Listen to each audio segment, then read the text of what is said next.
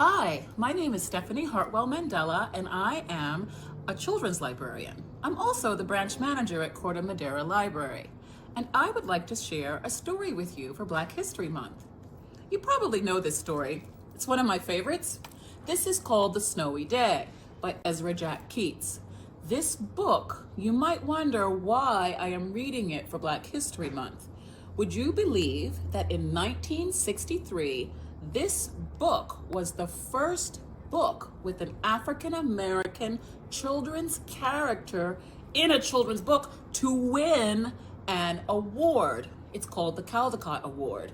This book won in 1963, and it was the first book that had an African American child as a character. So let's read it. I hope you like it. It's one of my favorites. Ezra Keats, The Snowy Day.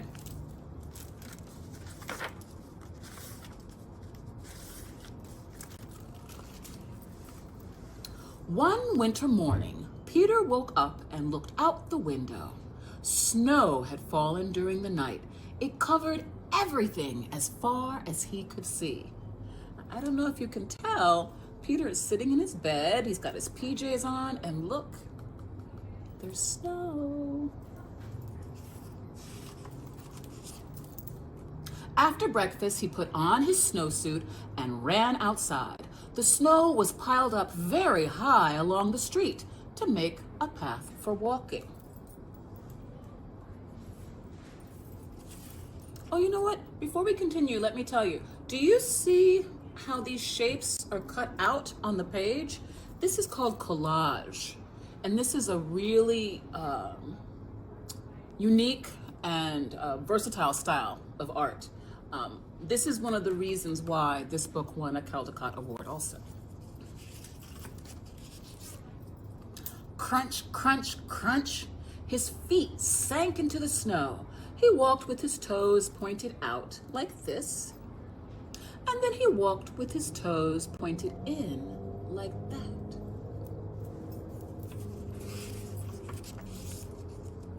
Then he dragged his feet slowly to make tracks, and he found something sticking out of the snow that made a new track. What do you think he found?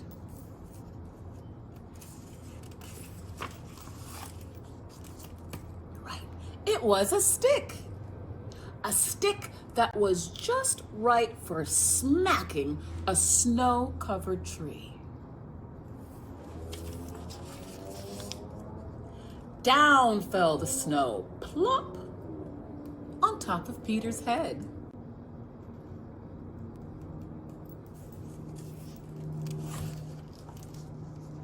He thought it would be fun to join the big boys in their snowball fight, but he knew he wasn't old enough. Not yet.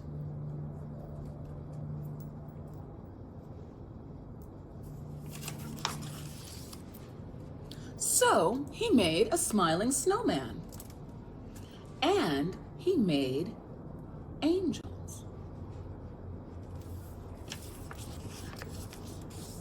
He pretended he was a mountain climber. He climbed up a great big tall heaping mountain of snow and slid all the way down.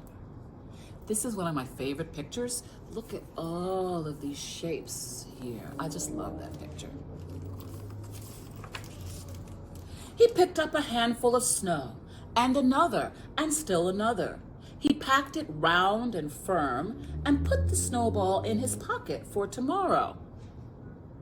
Then he went into his warm house. He told his mother all about his adventures while she took off his wet socks.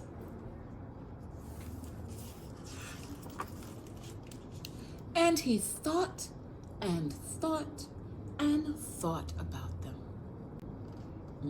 That warm bath. Look at the tub and the tile. Before he got into bed, he looked in his pocket. His pocket was empty. The snowball wasn't there, and he felt very sad.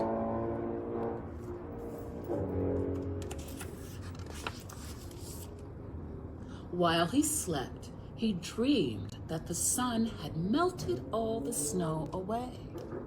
But when he woke up, his dream was gone. The snow was still everywhere. New snow was falling.